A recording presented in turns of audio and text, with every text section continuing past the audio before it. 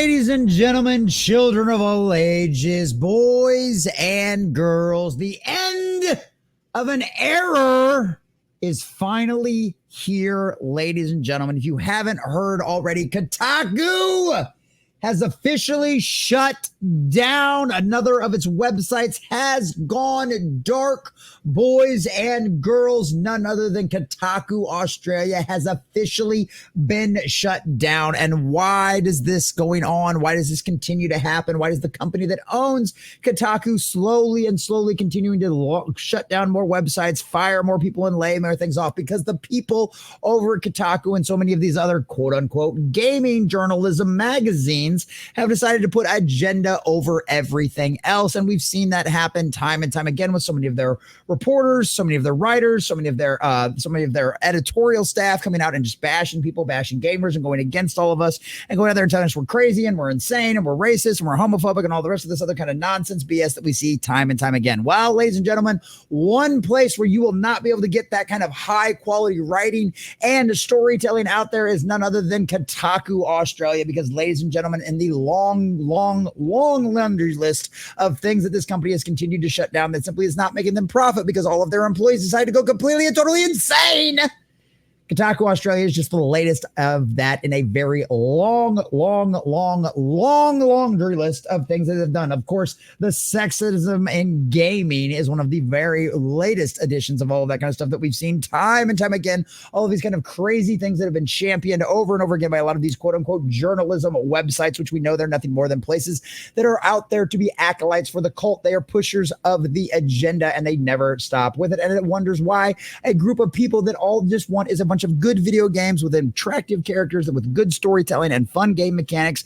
It's a strange concept when you think that a website that we would go to looking for information about the new and latest games, looking for walkthroughs, playthroughs, cheat codes, all of those other kind of things that would really help us out inside of our video games. Well, no, ladies and gentlemen, those websites like Kotaku are no longer the sources for that. They're the sources for tell you about things like sexism in gaming and how the new Stellar Blade character is way too sexualized. She's way too hot and she just should not be like that in any way, shape, or form. And you're a bigot. You're an absolute bigot if you enjoy her. Well, color us shocked there that these video game websites have completely and totally gone for kerfunk, that a lot of them, their viewership has completely gone to other places, especially with the advent of YouTube. And so how many of the actual legitimate critics out there that are honest and actually can relate to their audience have grown on YouTube and Rumble and so many other places like that. And it will continue to go that way. And we will continue to see more shutdowns and more endings of absolute errors, just like we're going to see here with Kotaku. So we're going to check this article from That Park Place, get you into all of the juicy details and see exactly what's going on. But before we do, if you do enjoy our content, make sure you hit that like button, share with all your friends, subscribe and or follow if you have not already. And make sure you leave us a comment down below and let us know if you are sad to see Kotaku go or if you're dancing on its grave like so many other people out there. So from That Park Place by our dear sweet John F. Trent, Kotaku Australia shut down. Kotaku Australia will be shut down as part of a major cost-cutting effort for its parent company, Pedestrian Group. A wise choice for Pedestrian Group because guess what? Kotaku Australia, and honestly Kotaku in general, ain't making you no money anymore. As reported by the Sydney Morning Herald, the Pedestrian Group is slashing at least 40 jobs and ending its licensing deal to publish third-party brands, including Vice, Refinery29, Gizmodo, Lifehacker, and Kotaku in coming months. The outlet adds these titles will no longer be published in Australia, with the majority of their staff to be let go. Bye-bye. Hasta luego. Don't let the door hit you where the good Lord split you. Thanks for being here. Don't call us. We won't call you. We no longer need your services anymore. B&T also reports that Pedestrian Group CEO Matt Riley revealed the licensing deals were scrapped because it faced financial headwinds. I wonder if it's because of all of those fancy articles you guys have been reading that have absolutely nothing to do with gaming. I don't know. Weird concept.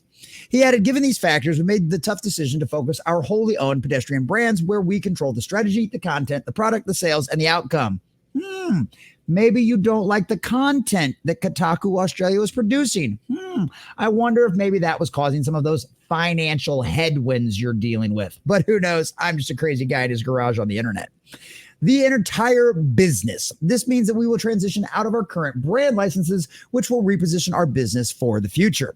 This will have an impact on roles within the group, and I appreciate the uncertainty this change creates. So we will be in contact immediately with those people. Where possible, we will look for opportunities for redeployment and will continue to work with everyone over the coming days to support this difficult transition. He concluded. We will look for opportunities for redeployment and we will continue to work for everyone. Yes, they will look for opportunities. But if you're one of those crazy, insane people out there who writes articles that are getting them no traction and instead getting them videos made by people like me and so many others out there, methinks you're probably not going to get redeployed anywhere. Kotaku Australia managing editor David Smith confirmed the site was being shut down. He wrote on X, "Folks, I have some sad news to share. Today, the story of Kotaku Australia comes to a sad and abrupt end." And that hasn't been abrupt for all of those who have been looking at the writing on the wall.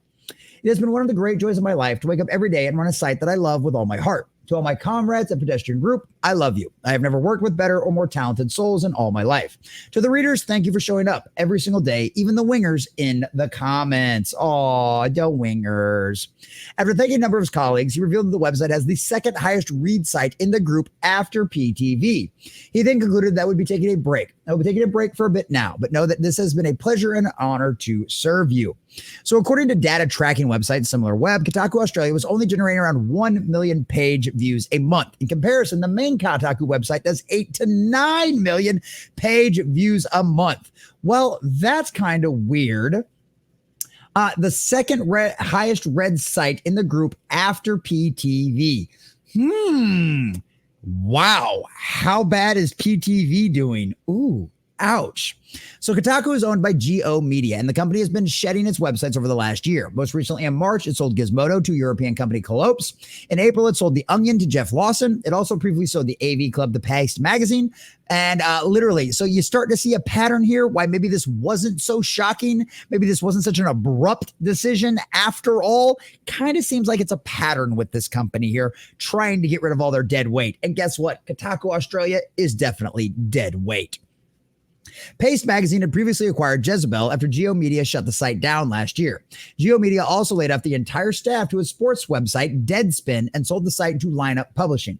It sold Lifehacker to Zeph Davis in 2023. So it sounds like this should not have come as such a shock. This should not come as such a surprise. And considering what Kotaku's been involved in, considering the kind of nonsense BS that we've had seen in the news time and time again, dealing with Kotaku should have come as so shock that literally just a small little subsidiary of the main Kotaku, one that was literally getting 1/9 to 1/8 of what the primary Kotaku website's traction was getting. Why wouldn't you shut it down? It's just a waste of money. Internet streaming is not cheap. Internet hosting is not cheap. And this is just another thing that needs to be gone and need to be gotten rid of. And fortunately enough, it's just another sign of the times, boys and girls. When a market, when an industry, when a culture decides to go completely and totally insane and bet on the wrong horses, whether it be inside of your culture, inside of your government, inside of whatever it is, when they decide to go down a certain path, everyone is affected and everyone is damaged. When the economy is doing well and the good times are rolling and everybody's producing good quality content that everybody's happy with, you can have all these crazy websites and all these crazy little people out there saying dumb things, and we can move on and still have a good time and still enjoy a functioning economy. But when the entire culture decides because of one single incident, because of one individual man out there to go into a completely and totally different direction and lose their minds completely and totally in one foul swoop, well, guess what happens? At the end of the day, other people's money runs out and people are going to get tired of your stuff. And if you're not producing good quality content, nobody's going to cover your bills just for the sake of your advocacy and your nonsense. And guess what? That's exactly what's happened. Kotaku Australia is just the latest addition in the great signs that we are winning the culture war, that pushing back is now having an effect. Because guess what? The money's run out, boys and girls. Main Street, the average person out there in Western civilization and the average person in America has decided to reject this nonsense and move on and find better things to do with their life. And I, for one, am here for it. We are going to document the disastrous dumpster fire as all things insane in the culture war, and Kotaku Australia shutting down is just the latest and greatest of all of that. So here's to Kotaku Australia. Clearly, no one is going to miss you.